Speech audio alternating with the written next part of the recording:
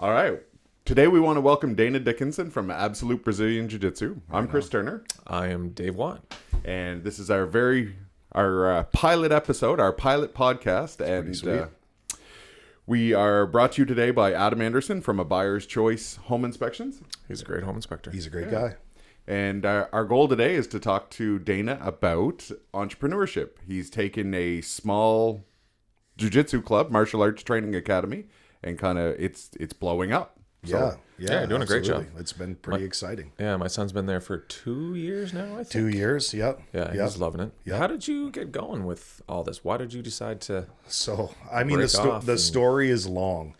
So okay, give me the short version. Yeah, I think it's worth just like the 2-minute overview of kind of how I got involved in jiu-jitsu in the first place. So my first real career was as a police officer, and I started out in Prince Edward Island with the RCMP and transferred to Ontario with the RCMP, and then in a series of events ended up leaving the RCMP and joining Toronto City Police. I was working downtown with a buddy of mine. He was my partner named Phil Black, and shout out to Phil. I'll share this with him. Awesome. And he was a good martial artist and into all kinds of different Krav Maga and stuff, and had a slight interest in jiu-jitsu, although he never really was a jiu-jitsu guy. But he encouraged me to go to jiu-jitsu. This is in Toronto. This is in Toronto. Okay. And I was a police officer, and I was a pretty big guy, and I thought I was pretty tough. So I went to my first class, and I remember seeing all these guys starting to pile in, and a lot of them were small little guys. And this one little guy, I don't even remember who he was, but he stood out to me. He was like in a kind of a grayed out white gi, and he had a brown belt on, and he was maybe 160 pounds. And you would have been how? Me like 250, 260. Yeah, you're a big guy. Big, strong. 6'2", 6'3"? Yeah, 6'2". So, nice. I felt pretty confident that if I got paired up with him, I would have an easy time. And so as fate would have it, we were paired up, and he whooped my butt. Needless to say, he like just mopped the floor with me, made me tap out from just crushing me. And wow. I thought, this is stupid. I left there and I said, I'll never go back. That's garbage. I don't know why guys do that. But over a few weeks, it ate away at me. And sure enough, I did make my way back. And after I kind of succumbed to that fact that maybe I wasn't as tough or didn't know everything I thought I knew, then it changed my life. That jiu-jitsu became a part of my life for a long, long time. So how long have you been doing jiu-jitsu? It's been 20 years. Oh my gosh. Yeah. Nice work. So it's so you would have been in your 20s when you started? Yeah, I was. Yeah. Nice. Yeah. So I'm 46 now. So I was just 26 years old. Yeah. There you go. So when you came back, I think the first club, correct me if I'm wrong, was on Melissa Street. Yeah. So I was just a blue belt. And for those who don't know anything about jiu-jitsu, that's just the belt after white belt. And jiu-jitsu had such blue belt. Yeah, Chris is a blue belt as well in my system. So these guys are both customers of ours. So. So I was still relatively green, but there was no jiu-jitsu in Fredericton or really in New Brunswick at all. There were a couple of guys that were doing it kind of on the fringe. So just rented a small space, and I needed to continue jiu-jitsu. It's so good for my mental health and just, recovering from some PTSD and things I had dealt with from my experience as a police officer. So started a small academy, and I mean, it was a struggle to get people in. Nobody knew in New Brunswick or in Fredericton kind of what jiu-jitsu was all about. And what year was this? That would have been 2007. Oh, wow. Okay. Yeah. Cool. Yeah. So that's a while back. Yeah. So that, and along the way went through a couple of iterations of putting mats here or renting a space in a gym and putting mats there. And then eventually I partnered with Chris Snare, who runs Synergy Training Center. And Chris is a great strength and conditioning coach. And awesome. He trained me for my fights, my MMA fights. And we always had said, hey, if he ever starts his own gym, then he would like me to come and do jiu-jitsu there. So we did that. Great. And it was a lot of fun.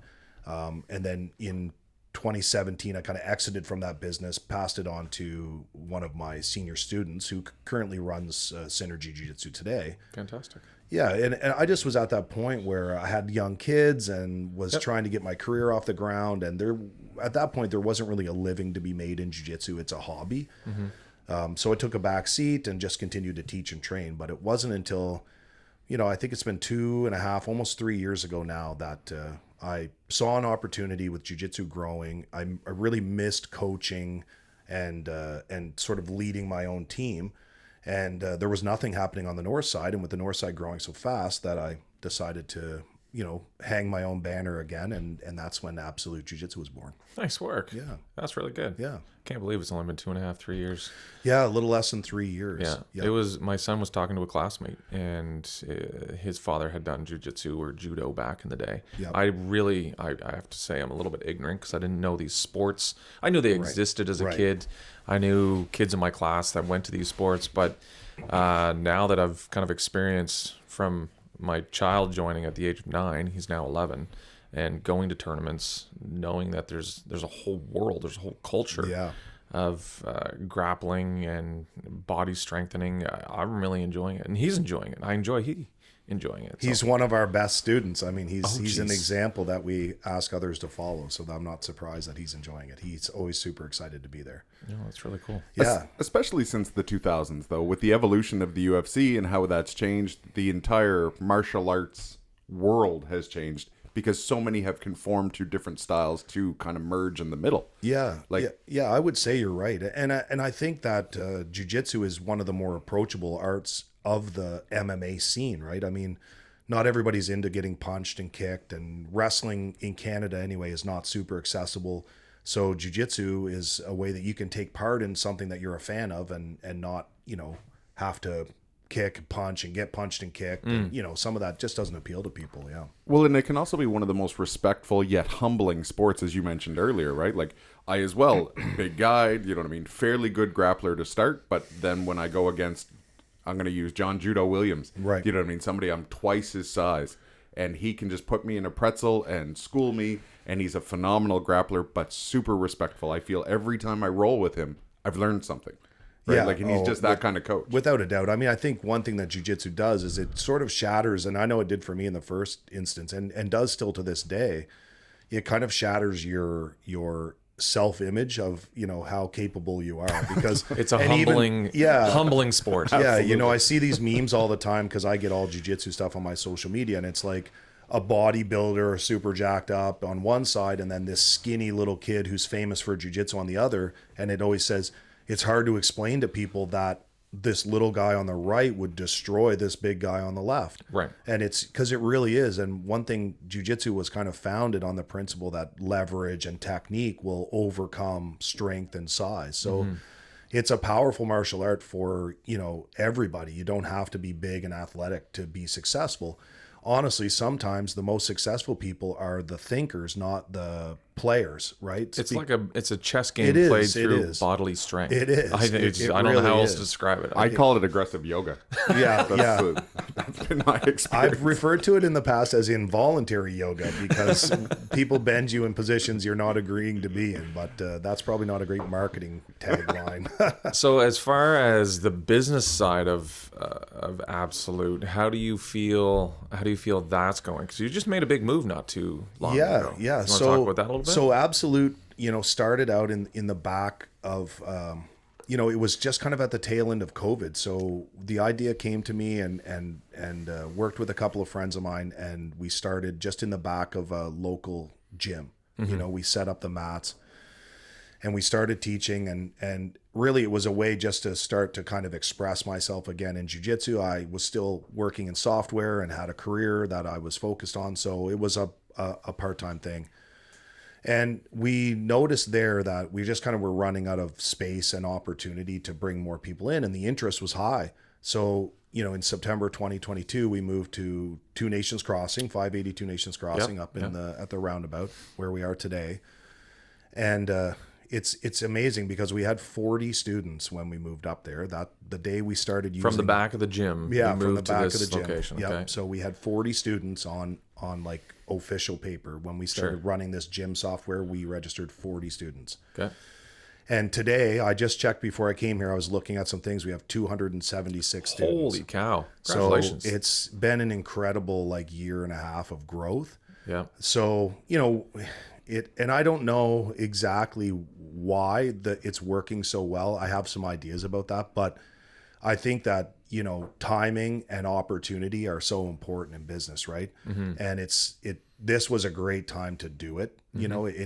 Jiu-jitsu has grown so much, and it's really rewarding for me because I feel like, and I say you're going to use this term, cashing in on all my old investments. But I don't mean financially. I mean like emotionally, the win that I'm having right now with this gym and this business is incredible. I remember times when if 8 people showed up to class, like we were fist pumping, you know, like it was so exciting. Oh my God, there's 10 people here. Oh my God, there's 8 people here. You know, normally we get 5.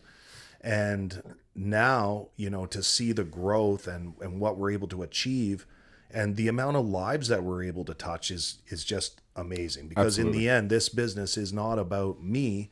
It's about the students that we influence. And that I think is awesome. We're having the opportunity to touch just so many people. One of the things that I've seen as you've been growing your business, you've always surrounded yourself with great people, right? Like I know some of the partnerships have gone different ways, but at the end of the day, I think all of those people needed to be in your life at those times, and it's been good relationships. Without a doubt. And I think that the jiu-jitsu community in general is just full of really great people. But I can say, like, I really, because knowing I was coming on this podcast, I've been reflecting a bit on sort of what I've done differently this time around. Because I've been a jiu-jitsu business owner, and I use quotations because it was never really my focus was the business. It was more for me. I wanted to train, I wanted to fight, I wanted to compete, and I needed a tool for that. So create a space, bring people in, and that benefits me. But what's different for me this time around is it's not about me anymore. And I think that that's something that I've only learned with age, right? I'm not doing it for my improvement or my betterment. I'm now invested in the students, right? That's my first priority. So that's really helped. Well, I think what you're trying to say is you've created a jiu-jitsu culture, right? It's taking a life of its own that is bubbling up, and that's from the breakfasts that you do at Christmas time to the energy in the gym. Right. There's a culture feeling, and I know that's something that we've tried to focus on with regards to our business is create a culture that the clientele get drawn to. Right. Well, I think that you feel like you're part of something greater than just a customer at a business. You know, we don't always refer to our people as clients or customers. We call them our students, you know, and our teammates. They're part of what we do. Just because I'm the leader doesn't mean I'm above these people. They are as integral to the success as I am. Yeah. Right. So it's a synergy that makes everything work. That's right. That's right. And then circling back to your point, Chris, like you asked me about surrounding myself with people, and I've always had amazing people in my life, but I was never open to help. I've always been a do-it-myself kind of guy. I'll figure it out. And one thing that I really committed to, and I got to give a shout out to Legacy Consulting. They're out of Ottawa, Ontario. Nick Castiglia, Steve Poulin. They are successful jiu-jitsu guys. Nick runs this consulting firm. And right out of the gate, you know, we were barely, I'm like, oh God, are we going to make rent this month? And I made what at the time was a pretty significant investment in this consulting firm. But learning from people that have done it well. I mean, you have to open yourself up to other people and let people help and guide you. So, you know, part of that for me was letting go of my ego. You know, I've always been a bootstrap guy. I could figure it out. I'll do it myself. But the game changer for me was opening up and letting people help me. That's so good to hear. That was one of my questions for you today was, do you have jiu-jitsu coaches? I know for Chris and I didn't realize real estate coaches was even a thing until I get into this business. And I hired a coach first when I got started. So tell me a bit about the coaching in jiu-jitsu. Is it business coaching? Is it personal coaching? Is it culture coaching? Sorry, Chris, no. Just to your point, like there's a certain level of affiliation that you have to have, right? So I think that's... So I think there's two sides, and one is the jiu-jitsu coaching, you know, so we're affiliated with a guy named Lucas Lepre, and he's a multiple-time world champion, an incredible guy, has amazing values. So we learn a lot from him about, you know, not just technical training, but about culture, about mindset. You know, he's someone, and again, that's letting people in that have the experience, like, yeah, that's awesome. And that we want our students to emulate. So from a jiu-jitsu perspective, you know, that relationship is invaluable. And that also helps me as the leader to advance myself, right? Because like any martial art, there's belts and different levels you can achieve. And in order for me to continue to move up, I need someone higher than me guiding me. 100%. So that's really useful. And I've learned a lot from Lucas over the years. But then, you know, these guys at Legacy, like Nick and Steve, it's business and culture consulting. And I loop those things together because they're inextricably tied. You can't have a successful business without a positive and successful culture, right? Especially in something that's as intimate as jiu-jitsu, where you really have to trust each other, build a sense of community and team. So yeah, and those guys, all of those guys have been, you know, huge part of our success. But I think further to that, and I was just talking to Nick. I mean, the reason why I was a few minutes late coming in is because Nick Castiglia, the guy I'm just talking about, he called me this morning and he just wanted to check in and congratulate us on our success that we've been just having recently with a few initiatives. And I brought up a time when we first met. You know, he said, I can give you all the tools, I can show you the way, but unless you execute, it doesn't mean anything.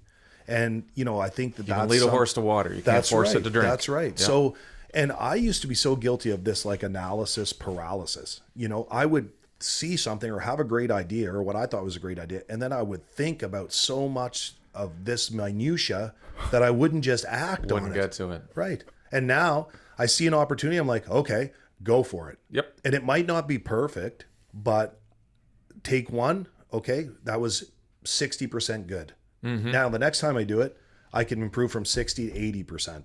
100%. And then the third time, now I'm getting there, right? Now we're starting to do it. A great idea doesn't get started until you start. Yeah, and that was huge for me because, you know, I've never been diagnosed with ADHD, but I would say I probably like, you know, I can be like, oh, look, a penny, you know, I can get distracted pretty easy. Right. So that really helped me a lot. Staying focused is a huge thing. And I know for us, we did goal setting. Do you guys do goal setting in your line of work? Yeah, I mean, yes and no. I mean, I think that there's a lot of value in that, and there's ways, and I'm happy you bring that up because, you know, I'm kind of road mapping where my development as not just a jiu-jitsu person, but a business owner and a leader. That's right. And this year I'm focusing more on how do we push ourselves to where we want to be? And I think goal setting is going to be a big part of that. So what are the next steps for you? Like, is it an expansion? Is it an after school program? Well, it's timely. And although I'm not ready to make any official announcement, you heard it here first. You may be hearing it here first that there is an expansion in the works imminently. Congratulations. So, what that's going to include is moving to a bigger space. So we had talked long and hard about second location, things like that. But in the end, I think just because of the age of our business, staffing is, you know, instructors and having high quality is really important to us. So we don't want to dilute our pool of instructors. I think that's a smart idea. Central hub is important because again, going back to that culture, it still needs that energy in the room. That's right. And you bring that energy. Well, I try. And I think, I mean, I have that energy because I truly believe in what we're doing. Sure. And I really love it. They say, you know, that old cliche, like if you love what you do, you'll never work a day in your life. Well, I agree with that. I agree with that too. But I think it goes a little deeper than that, where you truly have to care about the result of what you're doing, right? If you really care, like, you know, I love what you guys do. You make such a positive impact in people's lives. You know, that people are achieving a goal. They're making one of the largest investments they're ever going to make in a home. Yep. And I know you guys both personally. You make people feel like, oh man, I'm so pumped on this, and I was guided along the way. And that's really what we're trying to do too. And what I try to do is, like, I want people to be better. I want people to reap the benefits of jiu-jitsu that go far beyond just learning a martial art. There's mental health benefits, there's character benefits, there's discipline, there's all these positive things that can come. I want to see that for my students. That's fantastic. Because I care, it doesn't feel hard, right? One of my favorite quotes is, people don't care how much you know until they know how much you care. Yeah, and I would say that's a great one. It's cheesy, but it is so true. And it is honestly how I've based my entire business, because now the majority of mine has come from referral. Right. I know that expanding the gym, you know what I mean? Brief conversations with Dave when he was looking for somewheres, you know what I mean? It's so easy to just throw the names out, and obviously we always refer. Right. But Yeah, and referral business is awesome. I mean, create a network, and what do they say, that what's that saying about your network is your net worth or something like that? I love that saying. Yeah, I think that's great. So focus on that, build that, and and grow Fredericton is is very much a town like that, right? Oh, it really is. It's a big town. Yeah, it's a city town. It is, right? So it's small enough that your name counts, right? Like I lived in Ontario and Toronto, and you're anonymous there, other than your small circle of people. But here in Fredericton, and especially if you're in business, I get recognized for my business all the time. People that I just have no idea would even be aware of me. Right. So, I think having a good reputation and having people believe in what you're doing and helping you send people your way, how can you go wrong with that? No, absolutely. And on the converse of that, if you're making waves or not making friends, or because bad gas travels fast. Exactly. Right? So, there's 6 degrees of separation between everybody in Fredericton. Easy.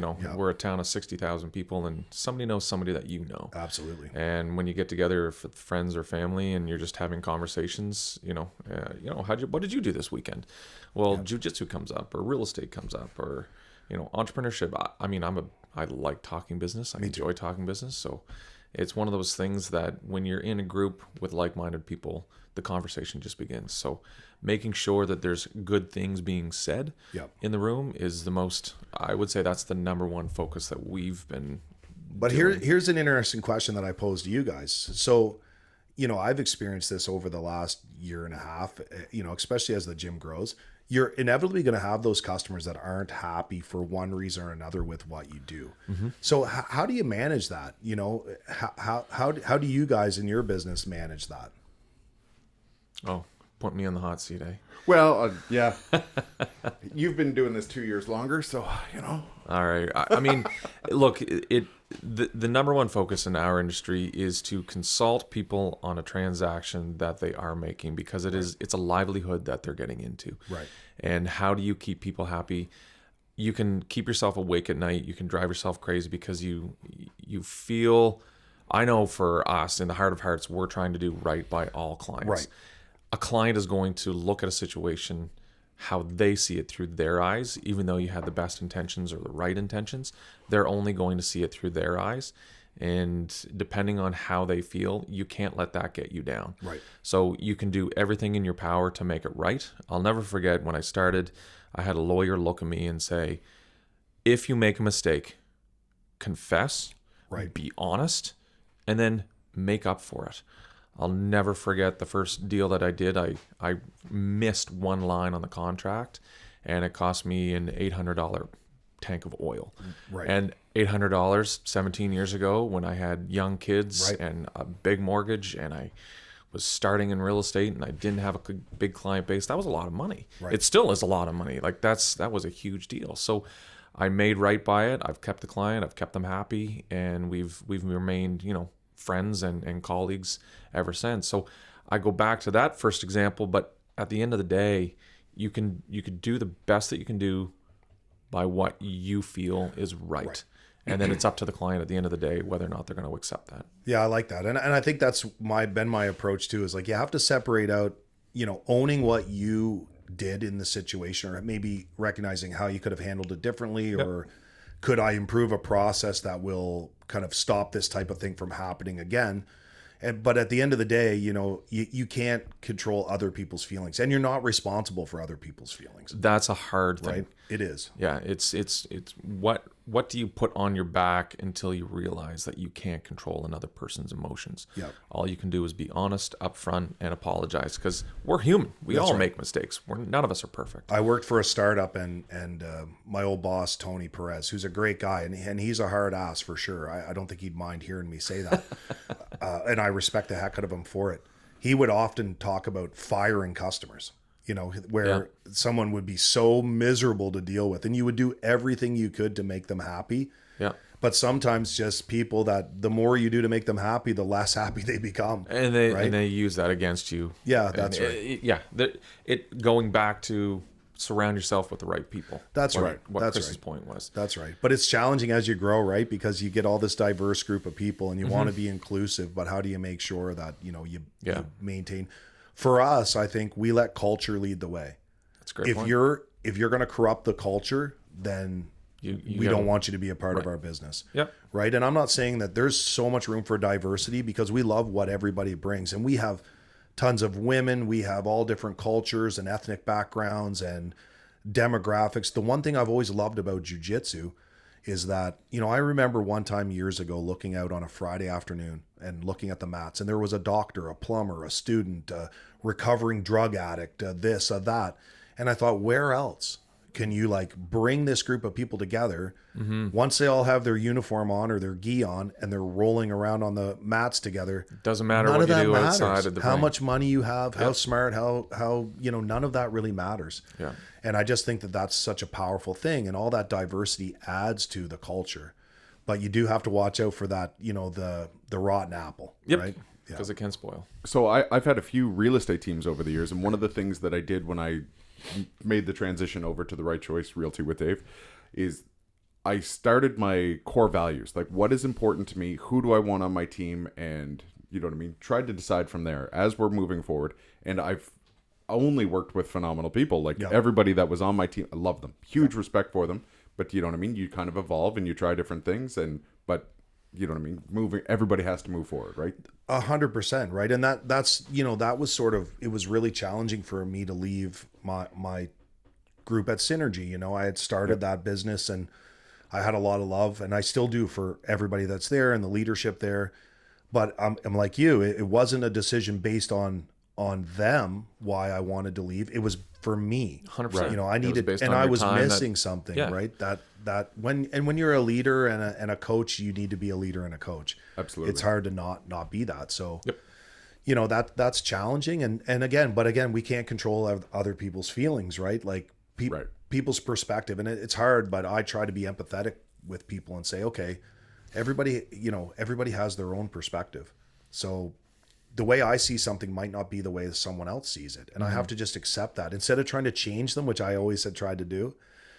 Instead just accept the fact that, hey, not everybody's going to understand what you do. And just as long as you believe in it, then go for it. Right. I like that paid off. And it was, a tough decision for us, but it's paid off big time. So you went from 40 students up to 270 students. That must have gotten you to a point, you're all in or nothing. How are you doing with the business decision on that? This is great. So as you guys both know, that it's been 4 months now that I left my full-time career. I was working for a company called Soft Choice. I've worked in technology and in enterprise level sales for years, and it's a great career, and worked for some wonderful companies like GoDaddy and IBM, and had a lot of success. But I did reach that point where I had to ask myself, okay, I feel like I'm giving 50% to the business and 50% to my employer. Not fair to my employer, right? Not fair to the business. Right. So the choice came easy, right? Good. It was it scary? I mean, hell yeah, it was scary for sure. But here's 4 months that we've made it. And in that time, I've been able to now focus fully on, my own development, right? And the development of the business. So it's been really If I can ask the question, when you make that career choice, and I'm asking this because it's so fresh in your mind, it's 4 months ago. Yep. When you have the stability, you have your life already set, and you have to take that leap of faith, believing in yourself that you can do it. Did you rely on the numbers that came in from the gym, or did you rely on, I know this is going to work, I know I can make this work? How did you make that decision? I think a little bit of both, Dave, honestly, because, obviously I was in a position where I couldn't afford to live without a salary. Sure. So I had to know that the numbers were there to support what I needed to make. So yes, the numbers supported the decision, but was it where I really wanted it to be? No, right? Sure. I would have liked it to have been 30% or 40% more month over month before I did that.